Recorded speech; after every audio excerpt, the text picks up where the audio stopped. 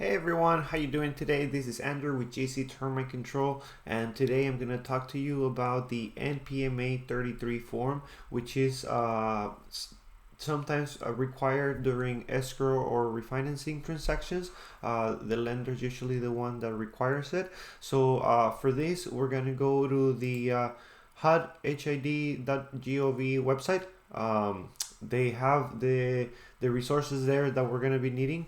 This form, the NPMA-33, it's called like that because it's made basically by the National Pest Management Association, which is a nationally recognized association that they set the standards for pest control and termite control inspections. So there, as I mentioned, that's why it's called NPMA-33. They're the ones that created it.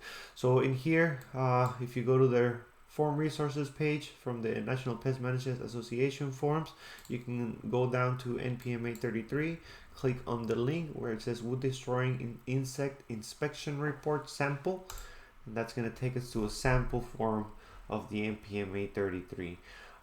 If you need any of these ones, I believe you can purchase them from the National Pest Management Association. But for now, we're just going to focus on explaining what this form is and what, the information that it's needed on there. Okay, so we're just going to go top to bottom, and I'll try to explain it the best that I possibly can. So this top section right here, we're going to be looking at, we need to at the company for the information, the company that's performing the inspection.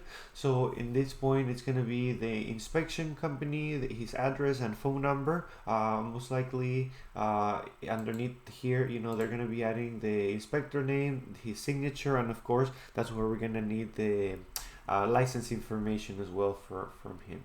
Okay. On the right side of the tab form, there needs to be the company license number, the date that the inspection was performed, and of course the address of the property that it was inspected. Okay, and in here it has a note for structures inspected. Sometimes it could just be the main building. If it has a detached garage or a detached patio that's included, then we have to let them know in here. Okay, so section 2, that's going to be a little bit more general. That's where we have the really what the findings of the property are going to be at. So in here, if the property, there's nothing in there, it's a free and clear unit, then you got a check mark on A where it says, no visible evidence. That means that there's pretty much nothing going on the property of concern.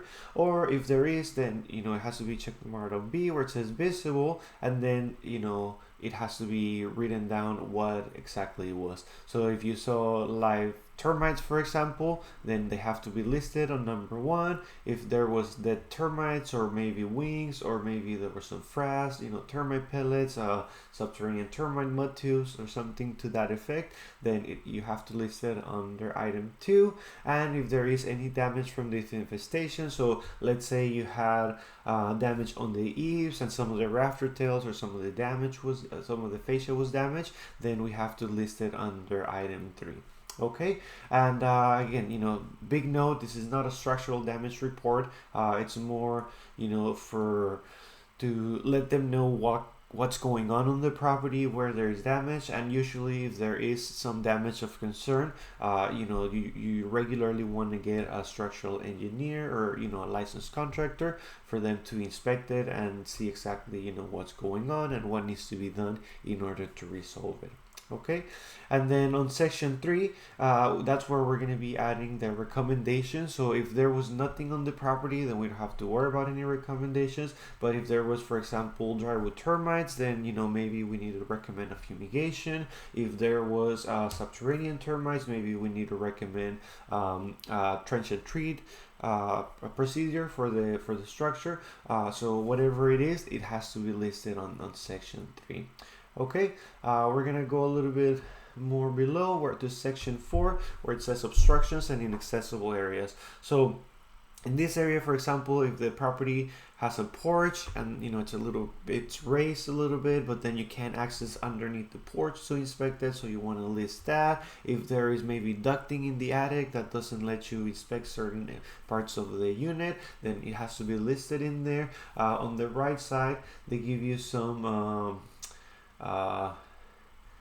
keys of, to just summarize what could be obstructing the areas. So for example, it could be insulation, it could be stored items, it could be limited access, maybe it was locked, spray foam insulation, it was maybe unsafe to go into the area, that all those little things, they're listed in here. That way they understand that maybe if anything, that area wasn't inspected and there's a possibility that there's something going on in there. All right, and then of course section 5, additional comments and attachments.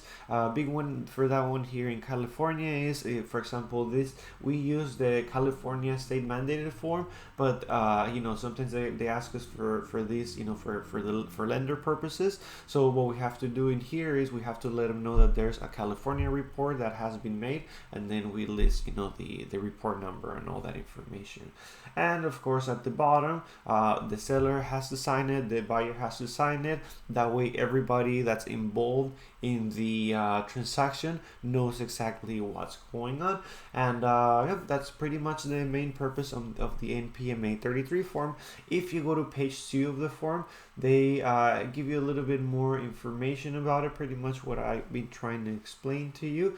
If you have a minute, make sure that you read that. But mostly, that's the information that's on the form. So that form is not always required. It really depends per case basis. Maybe 1 or 2 out of 10 transactions is gonna need it here in Southern California. Maybe in other parts of the country, it might be different. But again, in California, we have the Structural Pest Control Boards, which gives us a standardized set of forms that we need to use for our reports. So, that's pretty much what we follow. Even if we're required to, if we're asked to do the NPMA-33, we still have to complete a California form. Okay, so that's about it, everybody. If you need any termite control services, you can go to gctermitecontrol.com. You can give us a call, you can schedule an inspection online, you can send us an email. Just let me know how I can be of assistance and I'll be there to help you out.